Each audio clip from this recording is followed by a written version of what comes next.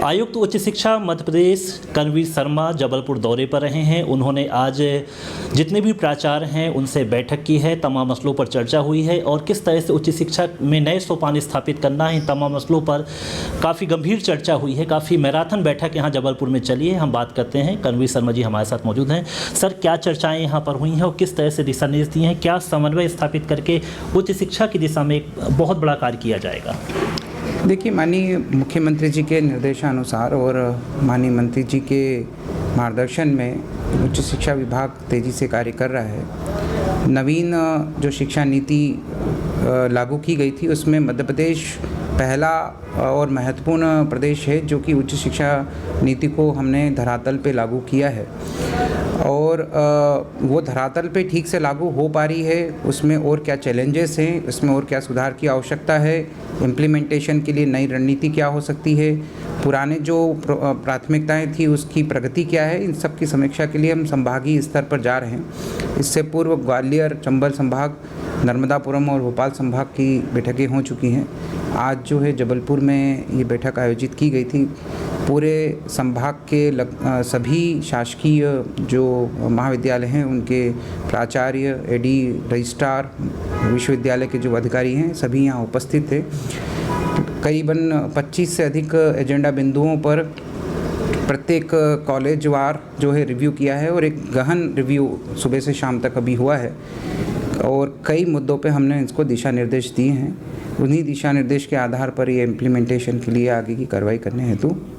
तो सर, इसमें जो चर्चा हुई है, ये जो आपने एजेंडे तय किए हैं, इसमें क्या निकल कर सामने आया है? क्या दिशा निर्देश विशेष दिए गए हैं?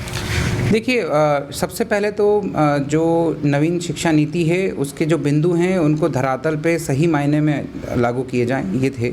इसके अलावा जो नेक की असेसमेंट होता है उसमें ग्रेडिंग कॉलेजेस की जो है और यूनिवर्सिटी की बड़े ए+ कॉलेजेस में हम कन्वर्ट हों, उसके लिए अभी से तैयारी शुरू करें। कुछ CM हेल्पलाइन के कुछ केसेस हैं उनके डिस्पोजल फास्ट ट्रैक पे करें। इसके अलावा जो है कॉलेज में जो पढ़ाई का शैक्षणिक माहौल है उसको उत्कृष्ट करें। डिसिप्लिन मेंटेन करना जो है वो ज़रूरी है। कुछ छात्रों से संबंधित इश्यूज आइडेंटिफाई हुए थे जो यहाँ चर्चा में आए थे कि उनकी छात्रवृत्तियों को लेके कुछ छोटे मोटे इश्यूज़ हैं जो तकनीकी कारण से हैं और साथ साथ में उनके जो मार्कशीट है उसको लेके तो हमने रजिस्ट्रार महोदय और इनके बीच में जो है कोऑर्डिनेशन करवाया है और अगले कुछ दिनों में ये समस्या का समाधान भी जो है वो हो जाएगा। इसके अलावा जो विभागीय स्कीम हमारी चल रही हैं उसमें बच्चों को सैचुरेशन की लेवल तक ले जाएं, मतलब जो पात्रता रखते हैं उनको 100% पात्रताओं का लाभ मिले, ये महत्वपूर्ण एक बात की गई है। जिन कॉलेजेस में छतें उपलब्ध हैं और वहाँ पर यदि सूर्य का प्रकाश पर्याप्त मात्रा में आता है तो वहाँ सोलर पैनल लगा कर, नवीनीकरण ऊर्जा विभाग के तहत जो है सोलर पैनल लगाकर ऊर्जा का जो है बचत की प्रक्रिया शुरू की जाए। सोलर एनर्जी की को यूज़ किया जाए, इस पर फोकस किया है। ऊर्जा साक्षरता अभियान पर फोकस किया गया है क्योंकि बच्चे जो हैं वो ऊर्जा संरक्षण के वाहक होते हैं। वो स्वयं समझे, परिवार को समझे, ये समाज का कर्तव्य है, तो इन बिंदुओं पर फोकस किए हैं।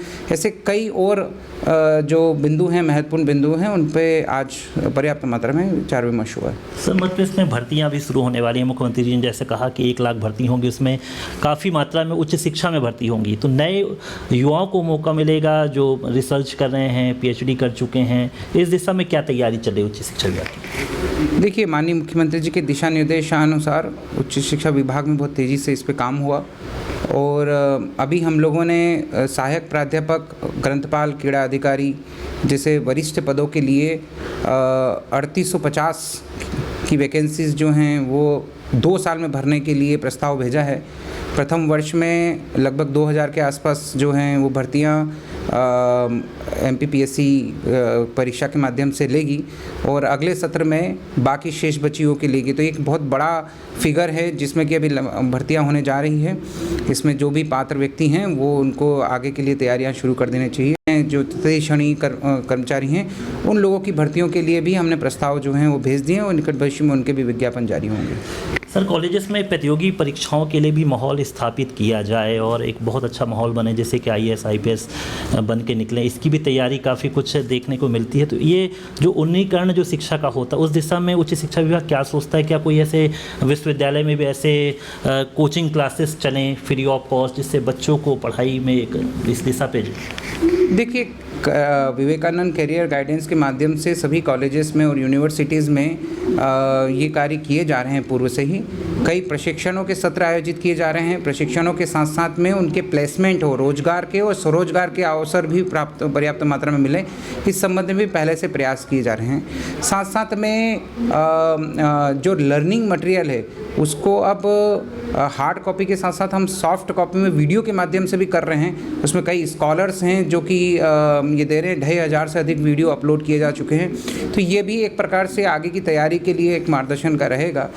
बीच बीच में यूनिवर्सिटीज़ और जो उत्कृष्ट कॉलेजेस हैं हमारे या ऑटोनोमस कॉलेजेस हैं, वो बड़े बड़े सेमिनार आयोजित करते हैं और साथ साथ में करियर गाइडेंस के लिए प्रतिष्ठित व्यक्ति जो हैं उनको करियर गाइडेंस देने वाले लोगों को जो है आमंत्रित करते हैं। तो ये प्रक्रिया एक सतत प्रक्रिया है जो कि कॉलेज लेवल पे और यूनिवर्सिटी लेवल पे लगातार चल रही है। कई बार सर टाइम टेबल में उतार चढ़ाव हो जाता है एग्ज़ाम में, उसके बाद रिजल्ट में भी कई बार देरी के ऐसे निकल कर सामने आते हैं। तो सभी यूनिवर्सिटी का जो एक एग्ज़ाम सिस्टम है वो बहुत अच्छा चले, उसके लिए उच्च शिक्षा विभाग क्या विचार कर रहा है?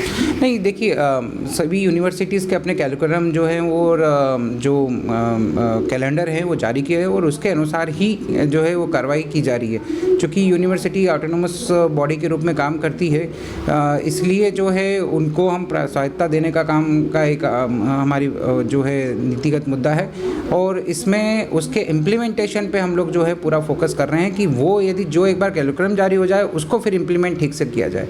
इन चीज़ों पे कॉलेजेस में जोर है। कई बार देखा जाए सर, गेस्ट फैकल्टी में जो प्रोफेसर काम करते हैं, सहायक प्राध्यापक वगैरह, उनको कोई नियमितकरण करने की कोई ऐसी योजना क्या उच्च शिक्षा विभाग विचार कर रहा है? नहीं, अभी इस संबंध में कोई ऐसे नीतिगत निर्णय तो अभी तक तो नहीं हुआ है।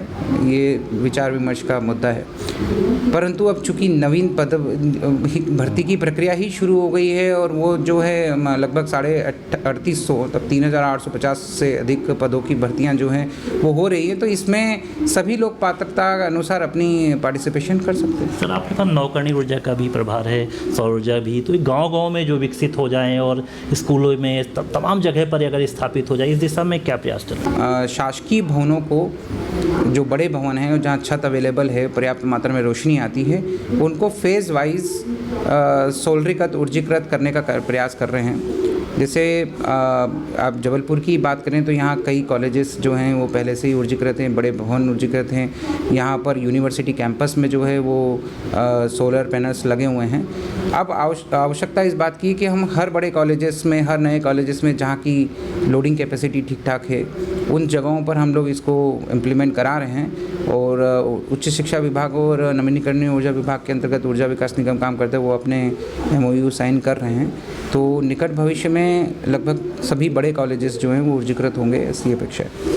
तो हमारे साथ थे कर्मवीर शर्मा, जो कि स्वयं प्रखर बुद्धि के हैं और ख़ासकर अध्यापन की दृष्टि से भी काफ़ी सलाह बच्चों को देते रहते हैं और इस दिशा में काफ़ी उन्होंने काम किया भी। कई पुस्तकें वे लिख चुके हैं जो UPSC में बच्चे उसको अध्ययन करते हैं और प्रतियोगी परीक्षाओं की तैयारी कर रहे हैं। तो उच्च शिक्षा विभाग और नवकरणीय ऊर्जा में लगातार कर्मवीर शर्मा काम कर रहे हैं। उम्मीद की जा रही है कि मध्य प्रदेश में एक बहुत अच्छे परिणाम उच्च शिक्षा और नवकरणीय ऊर्जा की दिशा में निकलकर सामने आएंगे। कैमरा पर्सन संदीप के साथ विवेक तिवारी, पंजाब केसरी टीवी, जबलपुर।